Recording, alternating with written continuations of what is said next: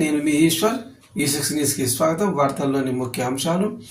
తెలంగాణ మంత్రివర్గం అప్పుడు ఇప్పుడు అంటూ చాలా రోజులుగా ప్రచారం జరుగుతుంది. దీంతో అవకాశవాదులు పార్టీ పెద్దలను ప్రసన్నం చేసుకునే పనిలో బిజీగా ఉన్నారు. ఇటు ఏడాది దాటిన పూర్తి స్థాయి మంత్రివర్గాన్ని ఎప్పుడు ఏర్పాటు చేస్తారని ప్రతిపక్షం ప్రశ్నిస్తోంది. ఈ నేపథ్యంలో ఎట్టకేలకు కేబినెట్ విస్తరణకు ముహూర్తం ఖరారైందనే కామెంట్స్ వినిపిస్తున్నాయి.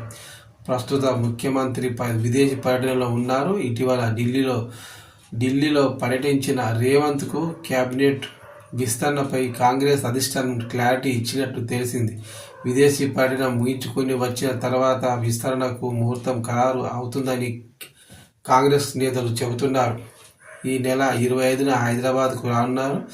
జనవరి 26న రిపబ్లిక్ డే సందర్భంగా ప్రభుత్వం ప్రతిష్టాత్మకంగా భావిస్తున్న ఇందిరమ్మ ఇండ్లు, ఆత్మీయ భరోసా, రైతు భరోసా, రేషన్ కార్డులు, ఇందిరమ్మ ఇండ్లు పథకాలను ప్రారంభించనున్నారు.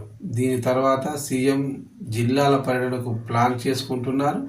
ఈ సమయంలోనే కేబినెట్ విస్తరణ ఉండే అవకాశం ఉంది. కేబినెట్లో ఒక బీసీ, ఒక రెడ్డి, ఒక మైనార్టీ వర్గానికి మంత్రి పదవులు ఇచ్చి మిగతా వాటిని కొంతకాలం పెండింగ్లో పెడతారని చర్చ జరుగుతుంది. మరోవైపు ఇప్పుడున్న మంత్రుల్లో ముగ్గురిని తప్పించే ఆలోచనలో ఉన్నట్లు జోరుగా ప్రచారం సాగుతోంది.